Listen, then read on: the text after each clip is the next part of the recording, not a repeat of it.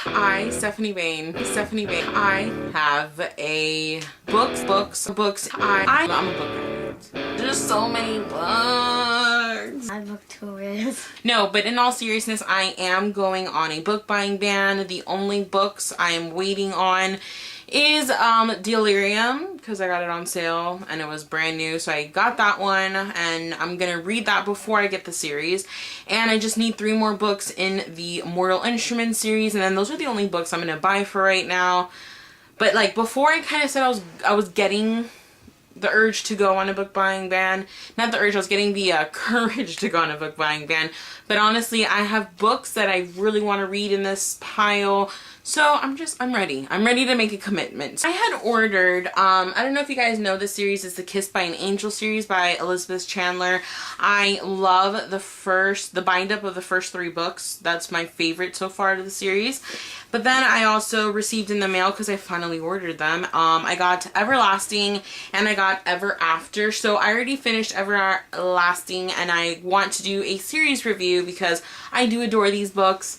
I think they're amazing. They're romance, like young adult romance. They're more like teenage, maybe. Teenage? No, young adults. They're young adult romance with a little bit of paranormal fantasy kind of involved in them. So I have Everlasting, which I already finished, again, I told you. And I'm reading Ever After right now. As you can see my little bookmark, I've only gotten like 3 pages in. So I will be doing a review on these soon. I also got in the mail, and this is one I'm currently reading, but I kind of got in a book slump because I took too long with it, but I am going to be finishing this very soon, and I love it so far. And that's Winter's Tale by Mark Halperin. I really like his style of writing, and as you can see, I have like little tabs, not a lot because I'm not a tab person, but these are good to kind of remind myself. But I'm definitely going to be doing a review on this book because I love his style of writing. It's very unique and very different compared to other books that I've read before. So I'm very excited to review this once I'm done, which I'm going to finish once I'm reading Ever After, because those are quick reads and they kind of got me back in the reading mood, so that's why I'm waiting to finish this. This one last month, and I was waiting for some of these I ordered last month and they just came in like last week or so. Another one is The Perks of Being a Wallflower by Stefan Chbosky. I've been wanting to read this. I got it used, so it's not in the greatest condition, but it was $3, so I'm not going to complain.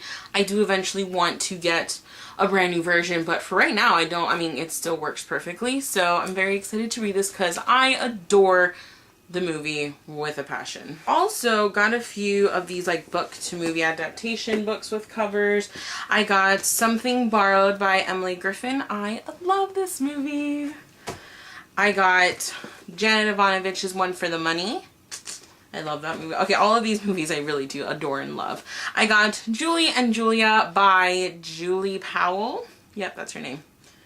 And I also got Abraham Lincoln Vampire Hunter by Seth Grahame-Smith. This was an amazing movie and I'm excited. These were really inexpensive. They were $4 each, so I got them. And then I also got that same day, I already own this book, but I am a person who likes to have double copies, like hardcover and paperback, depending. I know I want to reread this actually very soon, but I'm trying to get through some of my to-be-reads. And that is The Host by Stephanie Meyer, one of my all-time absolute favorite books. It's amazing. And I don't care what people say. I loved the movie. Not comparing them together. I don't compare movies to books. I need to do a video on that. But I love the movie. Separately, I thought it was a good movie, and I really wanted the movie cover to this, and it was $4, so I got it, and I do plan on rereading it. It will be easier to lug around a paperback as opposed to my big ass hardcover. Divergence by Veronica Roth. It was $3, and I do plan on rereading this, even though I read it not too long ago, because this is my favorite one out of the trilogy. I think it's a lot of people's favorite one because I think it's the best one. But I want to reread it. Because I loved Mark Halperin's writing so much, I went ahead and bought 2 more of his books. He has quite a few books, and I do want to get one of the ones that has short stories, specifically Ellis Island and Other Stories. So I'm going to get those after I've read a majority of them. But I got these for really inexpensive. So I got A Soldier of the Great War by Mark Halperin. It was only $4.25, I want to say, free shipping. And it's only like a little worn out, the cover of it, but the book itself is like intact. It's amazing and it's ginormous. His books are really big. Like, they're encyclopedias pretty much. And I also got this one. I think I'm going to read first between the two. And it is In Sunlight and in Shadow by Mark Halperin. What I like about this is that it's the exact same size as Winter's Tale. So they're going to look beautiful next to each other. Of course, they're different covers, but they're the same size, pretty much the same thickness. This is just a little smaller than Winter's Tale. But I'm very excited. And he has very dense books, people. Like, there's a lot of writing there. So it takes a minute to get through them. And of course, I always make a stop at like thrift stores or the dollar stores just because I love to check what books they have there. And they tend to have books that people sometimes don't really hear about, or they just have books. Remember, I don't know if I've said this before, but I'll say it again. Don't be afraid of going to the dollar store and looking for books. It doesn't mean that they're bad books. It just means wherever the dollar store they just buy things in bulk. So they usually don't know where they get. Sometimes they don't know what they're getting until they get it. So just letting you know that. It's not always the case, but most of the time it is. And for example, I have All Aunt Hager's Children by Edward P. Jones. It was a finalist for the PEN/Faulkner Award. So obviously it's good. It sounds really amazing. I think it's a collection. I don't think it's it has to do with like stories and generations in Washington, D.C. And it sounds like an epic book, and the fact that it was a finalist for the PEN/Faulkner Award, the fact that it was considered for the award is kind of amazing. So I got this one. I also got, and this one really caught my attention, it's Benjamin Tate's Well of Sorrows. It's a big book, but that never, ever, you know, makes me feel weary of it. But it is, I'll just read a little bit about it. It goes, Colin Hardin and his parents had fled across the ocean to escape the family wars in Andover and find a better life. But the new world proved no haven for the Hartons and their fellow refugees. Forced to undertake an expedition to the unexplored plains east of the newly settled coastal cities, the Hartons and their companions were not prepared for the dangers they would face. And of course it goes on to say more. But it sounds beautiful. I actually really love the cover of this. I thought it was really pretty. And on the back, wherever this used to be, it was a bestseller. So that also kind of caught my attention. So it says, will the power of the well bring peace to a war-torn continent or total devastation? I mean, the well sounds kind of, I mean, just from that, it kind of sounds like a Pandora's box type of thing where if you use it, what will happen? Good, bad, you know, curiosity. So I'm going to find out what this is about.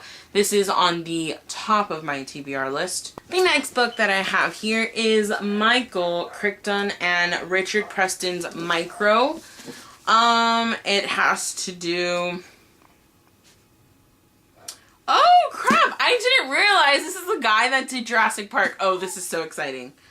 So exciting. It has to do with Honolulu, an office building, Cambridge, Massachusetts, and a rainforest, an instant classic micro. It says, an instant classic micro pits nature against technology in vintage Crichton fashion. Completed by visionary science writer Richard Preston, this boundary-pushing thriller melds scientific fact with pulse-pounding fiction to create yet another masterpiece of sophisticated, cutting-edge entertainment. I did not realize he wrote freaking Jurassic Park, so... Oh my god, this is so exciting! The Lost Angel by Javier Sierra. I said Sierra like close, so that was not right. Sierra. I know this has to do, oh my god, first off, this is one of the reasons why I bought the book, besides the thing looked awesome, but look at how pretty. That looks so, like, it's just so pretty. It's a city, I think it's Rome. It has to do with, every religion has this, okay, wait, does it? Yeah.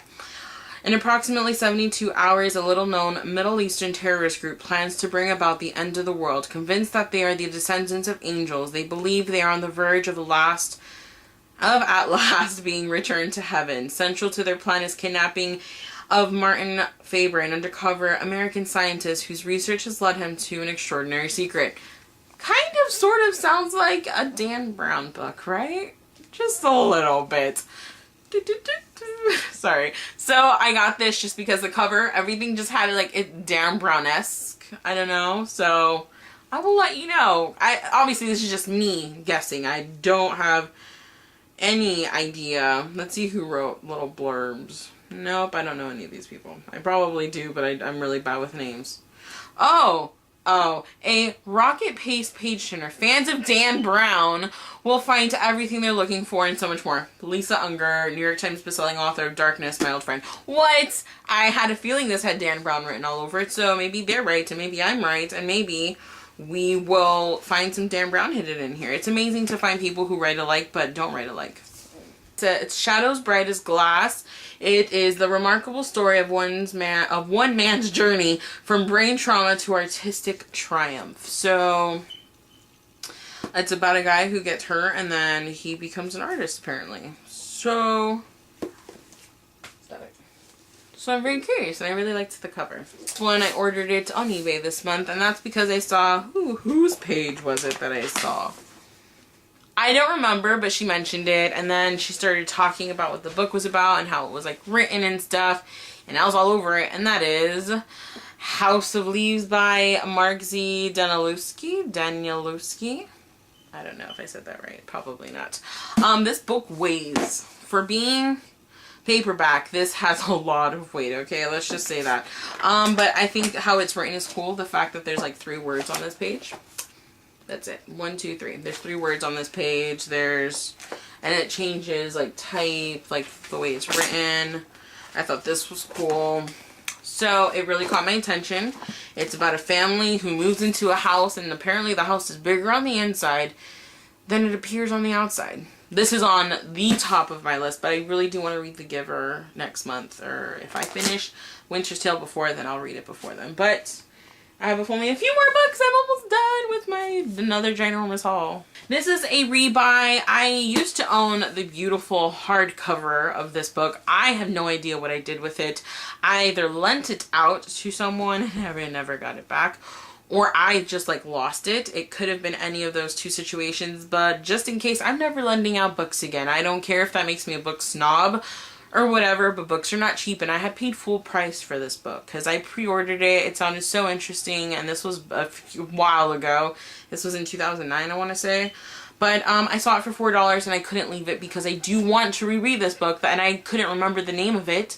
And then today I go to a Dollar General because my nephew wanted to get some Skittles, and I was like, oh, that sounds really familiar. And that is The Physic Book of Deliverance Dane by Catherine Howe. The most random book to have found at a Dollar General for $4, and I found it. It's about a woman who is finishing her she's doing something about a doctorate, and then she moves to Salem because she has to clean out a house, and then she's trying to finish her paper, and then she's doing research for it, but she finds out she's actually a descendant of the Salem witch trials people in that time. And that's what this is about. I want to reread this book because I loved this book. I gave this book 5 out of 5 stars. Actually, I did, but I didn't remember the name to actually do it. So this deserves 5 out of 5 stars. I really liked it, but if you're really into like that witchy Salem, it's an adult book. Like adult fiction.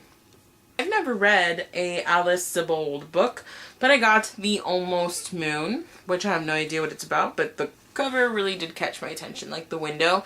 I want to read The Lovely Bones, I just haven't, so I thought, oh, you know what, I'll just read this book anyway. So I got it, and I'm excited, and I still want to read The Lovely Bones, because the movie's sad. 3 more books, and that's it. The next book that I got, I had actually eyed it, but I didn't get it. I don't know why. I went back the next day and got it, and then I saw that, I'll insert her name somewhere on the screen, was talking about the hottest young adult author. And it's not because he's hot that I got this book. It's because I finally like really just went onto Goodreads, and not Goodreads. I read a few reviews somewhere, but it was not Goodreads. I don't know why I didn't go into Goodreads. But still, I was very interested in it, and that is Red Rising by Pierce Brown. I'm extremely intrigued to read this book. It was only $9, so it wasn't expensive. I got it at Walmart. And the cool thing is even though I'm going to read the Ness Antico cycle, I don't plan on reading that at any moment. The cool thing is it's a book with the map. I don't own any, I have never read a book with a map in it. Like this type of fantasy thing. I don't know, something about it just seems interesting. The fact that it has a map. It looks like it's not super dense, but dense. And it's part of a trilogy, the Red Rise trilogy. And I think it has a little like excerpt. Yeah, the Golden Sun, it has like a little a little snippet of what the Golden Sun, which is the second book, going to be about. Yeah, it's going to be the Red Rising trilogy. So I'm excited to get into this book, and I will let you guys know what it's about after I finish Winter's Tale. This is the next book I'm going to read before I read The Giver. Oh, look at that. We're down to the last 2 books. And I ordered this used for $4, but it looks pretty, like, amazing. Just, like, little bits around the edges, but it's fine. And that is the movie hardcover edition of Mortal Instruments, City of Bones. I love movie adaptation covers. I have a thing. But it's, like, in perfect condition. There's, like, nothing wrong with these pages. So I got this. I don't really care if my series matches, whether it's hardcover, softcover. I just want all the books. And then I got City of Ashes, book 2, and paperback because it was $9. And I can't wait to read this. So that is my book haul. There might be another one. I haven't decided if I'll actually film that one, but it's just going to be 1, 2, 3, like 4 books. I don't think I'm waiting for anything else. And I'm definitely not going to buy any more books because I have to read all these books. All of these and all the ones that I have there. So I'm definitely going on a book buying ban. This is like a legit book buying ban. I got 2 more today. Just sorry if my camera moves. My dog keeps passing by it. So we'll make it happen. I need to stick to my guns. I need to recover. It'll be a slow recovery. Because it's going to be so hard. So that is my book haul. I'll see you guys next time.